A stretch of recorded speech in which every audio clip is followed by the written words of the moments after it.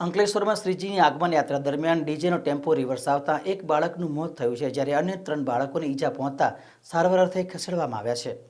અંકલેશ્વર તાલુકાના અંદાળા નજીક આવેલ હરિકૃપા સોસાયટીમાં ગણેશ આગમનની શોભાયાત્રાનું આયોજન કરવામાં આવ્યું હતું, જેમાં સોસાયટીમાં રહેતા પ્રવીણ રમાકાંત સિંઘ અને તેમનો પરિવાર પણ જોડાયો હતો. આગમન યાત્રા દરમિયાન પ્રવીણ સિંઘની 5 વર્ષની દીકરી નવ્યા સહિત અન્ય બાળકો અને સોસાયટીના સભ્યો ડીજેના ટેમ્પોની પાછળ નાચી રહ્યા હતા.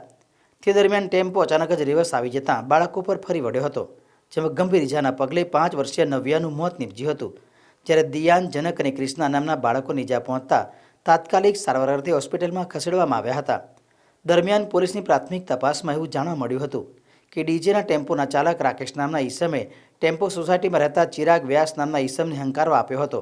એ દરમિયાન ચિરાગ વ્યાસનો સ્ટીયરિંગ પરનો કાબુ ન રહેતા આ દુર્ઘટના સર્જાઈ હતી. આ ઘટનામાં અંકલેશ્વર બી ડિવિઝન પોલીસે ડીજે ટેમ્પો જપ્ત કરી ડીજે સંચાલક રાકેશ પટેલ તેમજ ટેમ્પો ચાલક ચિરાગ વ્યાસની ધરપકડ કરી વધુ તપાસ હાથ ધરી છે.